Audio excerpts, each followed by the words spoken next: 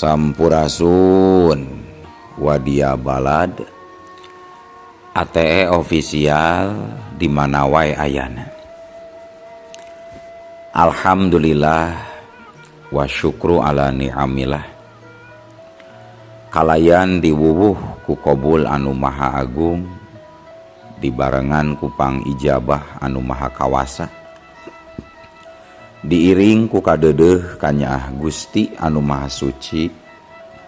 Urang ayeuna dugi kadanget ayeuna masih keneh tiasa ditepang dangukeun deui dina acara anu matuh kamemet urang sadayana, nyatana dina pagelaran dongeng Sunda jejer carita si Bogel Raja Begal.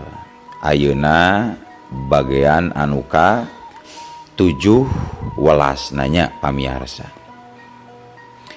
Ieu dongeng mangrupikeun buah karyana Aceuk Rebeka Almaira ti Palihan Majalengka. Kangge Aceuk Rebeka ngahaturkeun rewu nuhun laksa ketik kabingahan arehna parantos ngawidian mamang kangge medar ieu dongeng dina kandaga ATE official ieu. Atuh sumangga kanu teu acan subscribe kantun subscribe heula, ngarah langkung pogot sareng langkung sumangat deui ka si mamangna dina enggoning medar ieu dongengna. Nging hilap di like di komennya nu saseueur-seueurna.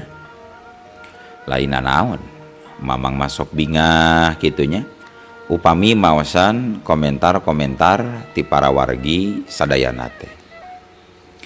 Atuh ngarah teu nyangkolong tingkana waktos sumangga ayeuna mah urang lajengkeun deui dongeng si Bogel bagian anu ka 7 welasna.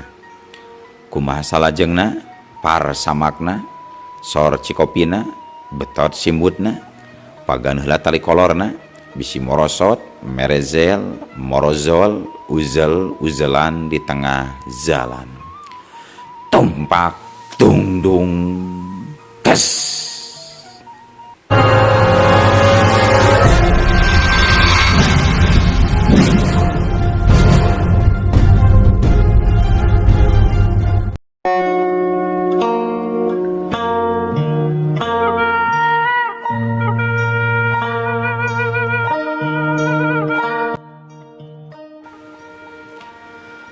Para wargi sadayana kocapkeun dina poe isukna si Bogel jeung 2 balad satiana nyaeta si Arman jeung si Taslim harita geus ngarumpul di hiji kape nu aya di Taman Kanagahil. Tiluanana keur uplek ngobrol nyaritakeun siasat keur ngayonan balad si Dahlan Abidin anu bakal ngabales dendamna. Tah jadi kumaha yeuh carana anu hade keur ngalumpuhkeun kakuatan si Dahlan teh. Cing kira-kirana maraneh boga bongbolongan atawa henteu? Lim man cek si Bogel bari ngabagi teuteup kasih Arman jeung si Taslim. Oh, cek saya mah urang serbu we ka markasna Mamang Bos. Lamun perlu urang ratakeun markasna duruk sina jadi lebu. Tembal si Arman. Nah, ari maneh apal kitu markasna si Dahlan Abidin? Tanya si Bogel. Nyatu nyaho kaduhung teu newak baladna si Dahlan hiji mah nya teu dijadikeun tawanan. Meureun gampang urang maluruh markas si Dahlan Abidin. Cek si Arman bari ngurutan tarangna. Kieu wae atuh cek saya mah Mamang Bos. Urang teu kudu ngajorag ka ditulah. Sabab musuh ieu nu bakal datang ka dieu pikeun males dendam. ayeuna geus we urang siapkeun pakarang atawa senjata drone, terus ku urang modifikasi keur nyerang lawan. Carana setiap drone urang tapelan ku bom molotov. Tah kumaha mun kitu Mamang Bos? Cek si Taslim mere kamandang. Alus gitu oge. Tapi sigana musuh ge ayeuna mah bakal ngagunakeun drone euy. Sabab kamari geus nenjo dewek ngagunakeun eta drone. Dan nu kitu mah gampang meuli atuh, dina online oge bisa pabalatak deuleu. Tembal si Bogel. Bisi Mamang Bos butuh senjata laras panjang. Saya boga kawauhan seorang polisi di serse anu bisa ngajual senjata model AK-47. Kumaha Mamang Bos kira-kirana? Cek si Taslim deui. Anu ayeuna mah pangalamanna beuki jero. Si Taslim boga kawauhan polisi anu kungsi diwanohkeun ku baladna ka dirina. Sigana can perlu ku senjata model kitu mah euy. Matak piramieun ka dituna. Ayeuna mah kieu we. Urang tempatkeun sabaraha urang mata-mata di wewengkon perbatasan Majalengka Tasikmalaya euy.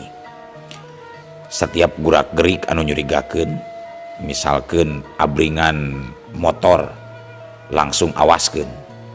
Sabab bisi anu rek nyerang ka pihak urang. Tangke ku urang kudu dicegat di jalan. Ulah nepi ka musuh, nepi ka markas urang euy. Urang urusan senjata keur ngayonanana. Engke urang pikiran deui kumaha cara makena. Tah kitu wae nama euy. Cek si Bogel. Oh, nyamangga atuh Mamang Bos, siap. Akhirna obrolan teh dicukupkeun sakitu. Geus kitu mah tiluanana jung carengkat, tuluy ngalengkah muru ka tempat parkiran. Si Bogel muru kana mobil mewahna. Ari si Arman jeung si Taslim muru kana motor gedena. Para wargi sadayana caturkeun saminggu ti kajadian tawuran antara balad si Bogel ngalawan balad si Dahlan. Memang bener harita si Dahlan Abidin geus nyiapkeun pasukan keur nyerang ka markasna si Bogel. 2 truk ngangkut balad jeung logistik disiapkeun. Puluhan motor trail jeung pakarang geus sayaga. Bedil angin jeung senjata rakitan oge geus aya. Sakabeh alat tempur geus siap karijung mangkat. Sedangkeun di pihak si Bogel oge sarua. Sakabeh pakarang alat-alat perang geus disiapkeun. Puluhan drone anu biasana digunakeun keur nyasar tempat lamun rek ngabegal, ayeuna rek digunakeun keur perang. Setiap drone geus dibekelan ku bom molotov, bom rakitan. Sok sanajan daya ledakna teu sabaraha, tapi teu bisa dianggap lalawora. Teu poho si Bogel oge geus nempatkeun mata-mata atawa telik sandi ditempatkeun di perbatasan. Geus nyiapkeun pitapak di setiap jalan utama di arah Tasikmalaya. Nya akhirna dina peutingan Rebo Wekasan. Harita balad si Dahlan Abidin kaluar ti sayangna. Meningaleut ngeungkeuy ngabandaleut ngembat-ngembat nyatang pinang. Mapai jalan khusus paragi maranehna. Sabab markas maranehna anu aya di jero leuweung anu boga akses jalan sorangan. Abringan panghareupna mobil mewah anu ditumpakan ku si Bos Dahlan. Dituturkeun ku 2 truk pangangkut logistik. Di satukangeunana ngabring motor trail anu numpakna garagah tur tas samakta ku pakarang. Nya teu lila akhirna beras rombongan Dahlan Abidin teh nepi ka jalan raya.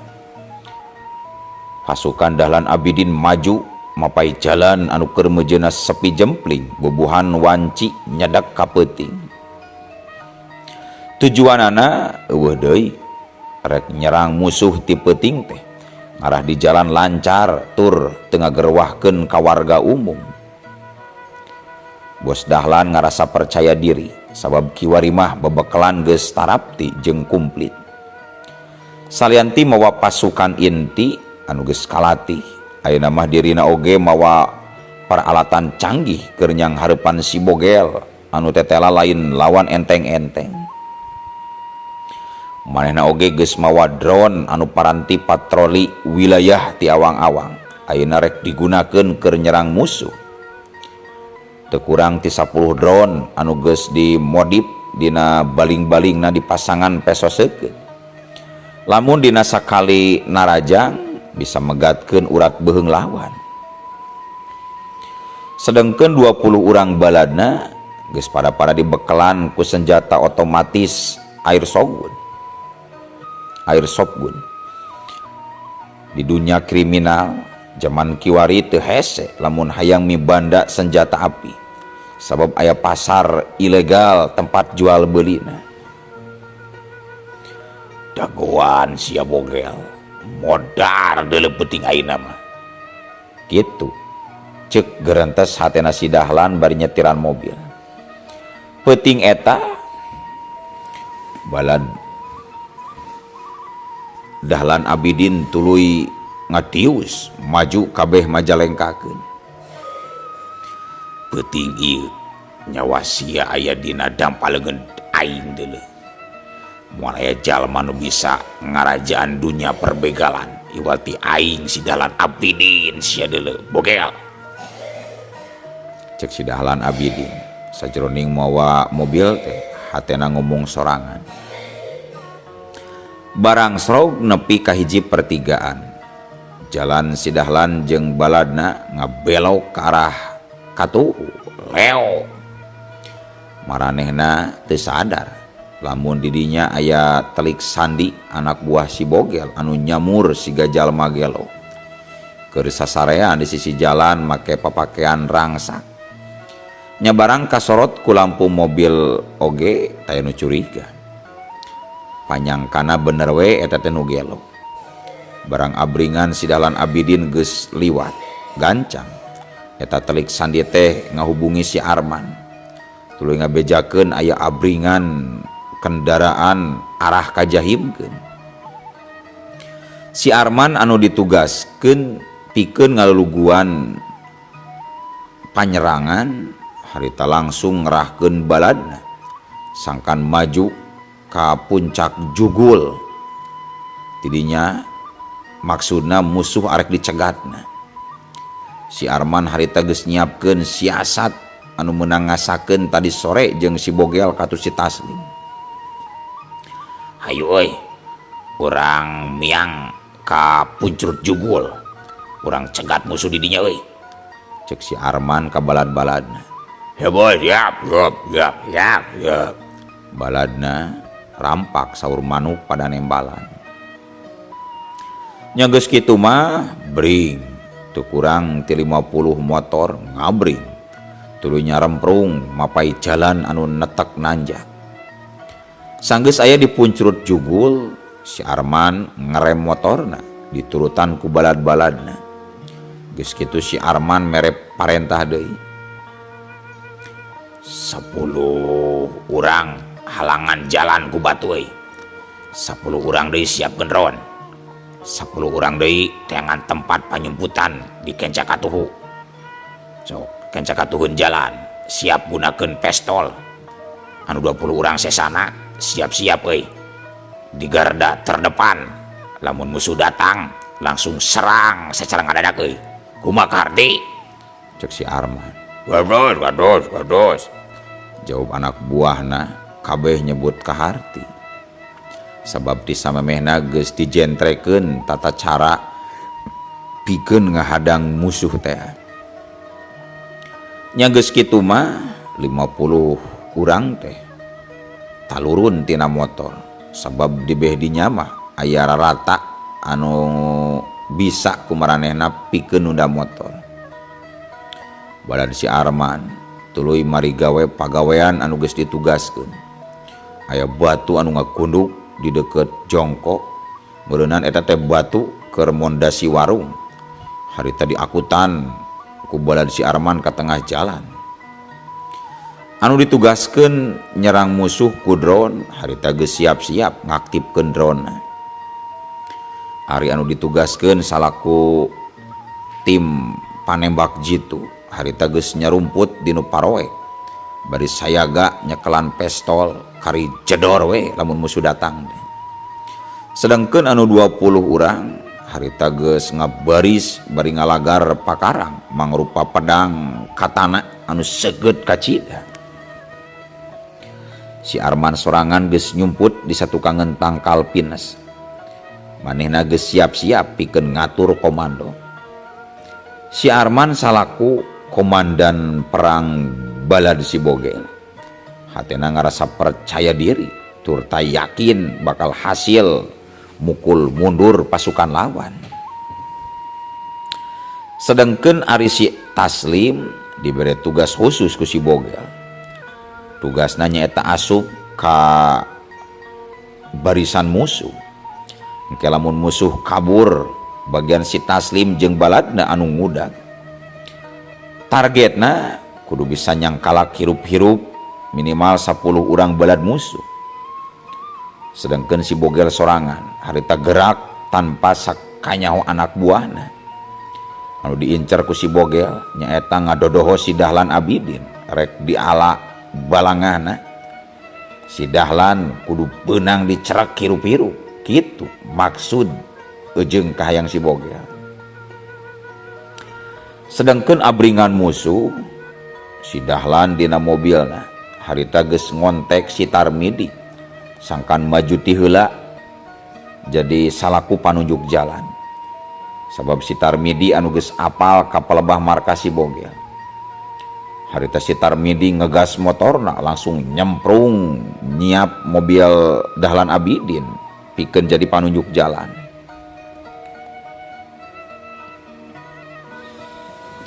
Nya geus kitu mah si Dahlan gancang nuturkeun motor si Tarmidi diabringkeun ku baladna.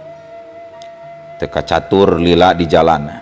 Harita abringan geng Black Tiger teh anu dipimpin ku Dahlan Abidin geus nepi ka jalan jahim. Lampu kendaraan sing barasat nyangan jalan. Sedangkeun laju kendaraan di kendoran. Sabab ti mimiti didinya kudu ati-ati sabab geus asup ka wewengkon musuh. Si Tarmidi maju panghareupna kalayan iatna tur waspada. Di satukangeunana mobil bos Dahlan Abidin ngageuleuyeung dituturkeun ku 2 truk anu ngangkut peralatan tempur jeung balad-balad. Di satukangeunna deui ngaleut anu numpak motor trail minangka pasukan inti. Tapi barang abringan keur ngaleut kitu, reng si Tarmidi ngarandeg ngerem ngadadak. Sabab tetela di jalanan diperbodan ku gundukan batu jeung tatangkalan anu ngahaja keur ngahalangan pijalaneun.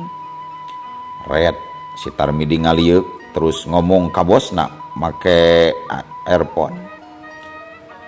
"Aduh, gawat bos. Jalan dihalangan." Cek si Tarmidi. Gebeg.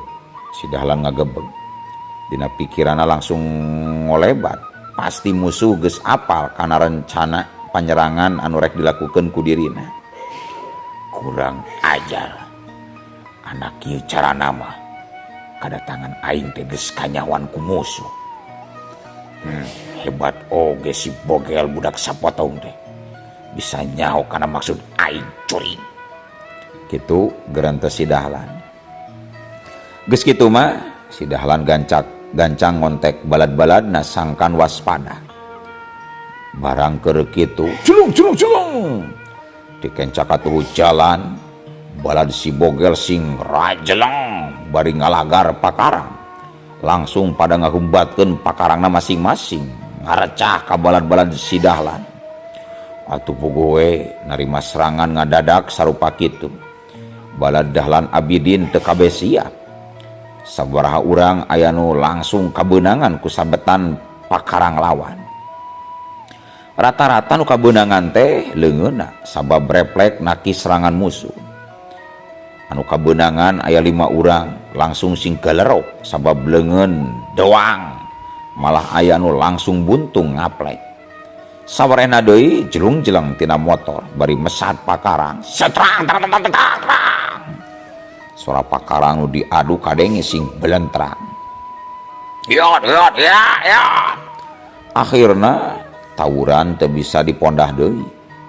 Najan dina jumlah balad si Bogel eleh, tapi tarung cukup imbang. Eta teh lantaran ngagunakeun taktik serang ngadadak, jadi musuh kaget tur kawalahan. Tapi si Dahlan teu cicingeun gancang harita mere komando. Sangkan pasukan anu aya dina truk gancang turun keur ngabantu perang pasukan anu dina trail. Atuh culung. Walasan urang anu dina truk sing rajeleng. Geus kitu pating sirinting bari ngamang-ngamangkeun pakarang jeung parang. Si Arman anu merhatikeun di tempat panyumputan anu poek gancang marentah kanu keur tarung. Sangkan mundur balad-baladna anu ngagunakeun alat dina ceulina harita bisa ngadenge kana komando ti si Arman.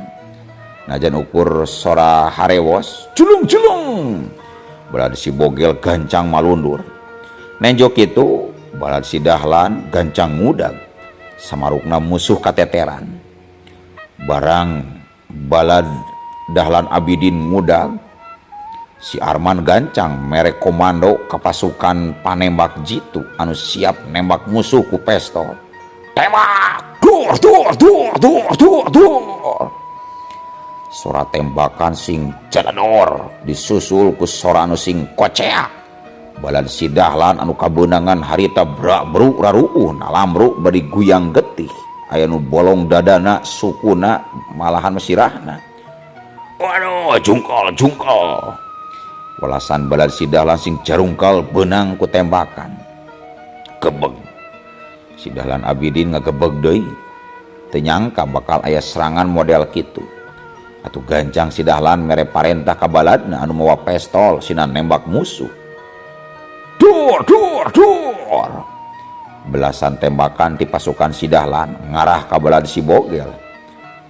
Anu keur malundur aya nu kabeunangan 2 urang langsung sing kudupung. Ari nu sawarena geus nyarumput di satukangeun tangkal pines.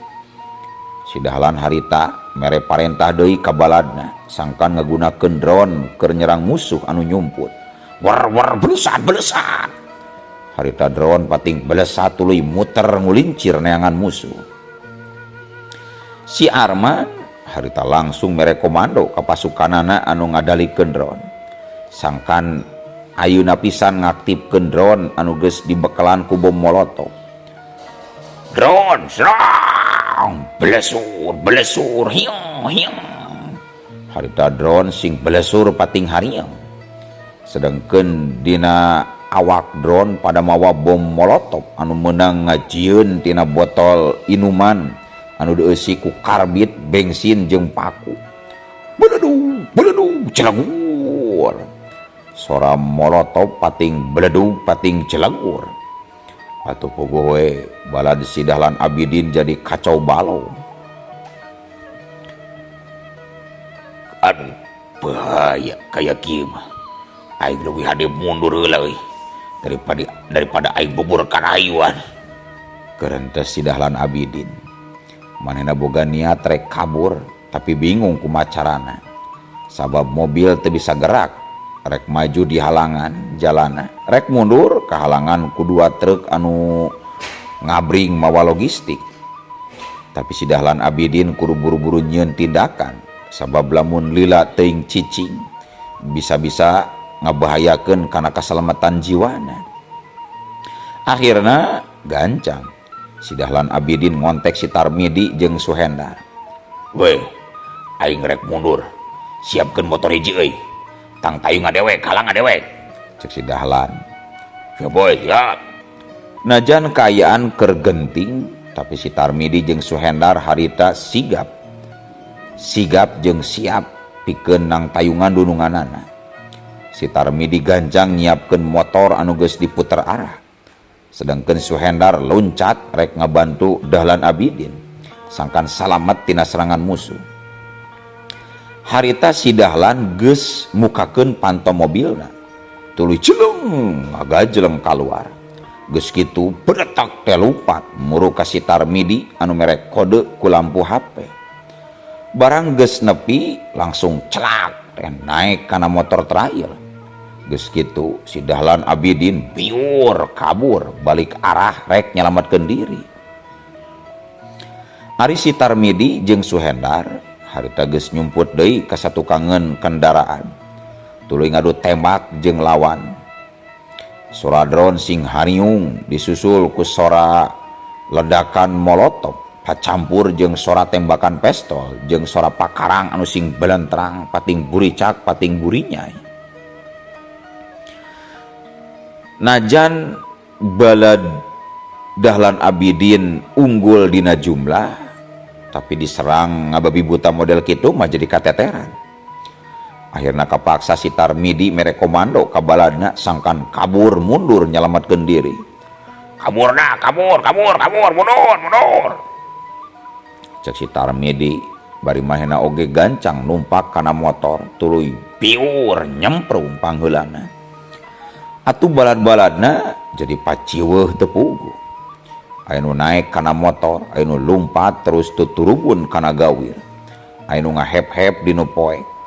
Anu kabeunangan harita sing haragung bari ampun-ampunan ngarah ulah dipaehan ku balad si Bogel. Si Arman salaku komandan ti pihak si Bogel harita bunga hatena. Nenjo musuh kabur birat ninggalkeun pakalangan. Atuh gancang ngontek si Taslim yen musuh kabur ka wewengkon Tasik. Atuh si Taslim langsung sayaga arek mudag balad si Dahlan anu kalabur. Sedangkan si Arman terus nitah ka balad-baladna sangkan newak musuh anu teu bisa kabur keur dijadikeun tawanan. Sedangkan kendaraan-kendaraan anu ditinggalkeun jadi harta rampasan tawuran anu kudu dibawa ka markas si Bogel. Nya akhirna balad si Dahlan anu teu bisa kabur langsung dibanggol, diborogod ku borgol. Sawareh balad si Arman nyingkahkeun panghalang jalan. Sawarehna deui ngarampas kendaraan-kendaraan. Aya sabaraha motor, tuluy 2 truk jeung mobil mewahna si Dahlan anu ditinggalkeun. Nya geus kitu mah sakabeh kendaraan jeung tawanan dibawa mulang ka markas besarna Bos Bogel. Ayeuna mah hasil perang deui teu sia-sia. Beda jeung anu ti heula euy. Pasti Mamang Bos Bogel sugema nenjoki mah euy. Cek si Arman. Atuh geus kitu mah si Arman biur we balik bari mawa mobil mewahna Dahlan Abidin. Caturkeun si Taslim jeung baladna harita geus sayaga rek mudag balad si Dahlan anu cenah kabur ti pakalangan nuju ka arah Tasikeun. Nyawe tekung silila ngadagoan harita tibeh kaler kadenge sora motor anu sing gelerung. Atuh si Taslim gancang marentah ka baladna sangkan megatan musuh ku cara dinembakeun pistol kana ban motor musuh lamun geus ngaliwat ka palebah dinya. Sabaraha urang balad si Taslim anu moal pistol geus nyeklan pistolna. Barang brul abrulan balad si Dahlan Abidin ngaliwat. Teu kudu dikomando deui, cedor, dur. Ban motor ditembakan. Atuh balad si Dahlan Abidin anu katembak ban motorna harita kacidaruasna. Langsung ngerem satarikna memehan ngajar ungkal. Barang jeung kitu celung balad si Taslim sing garajeleng bari ngalagar pakarang. Balad si Dahlan katambah deui ruasna. Ngan untung Suhendar gancang ngacorowok ditujukeun ka baladna sangkan ngalawan. Ulah sieun, lawan euy, lawan.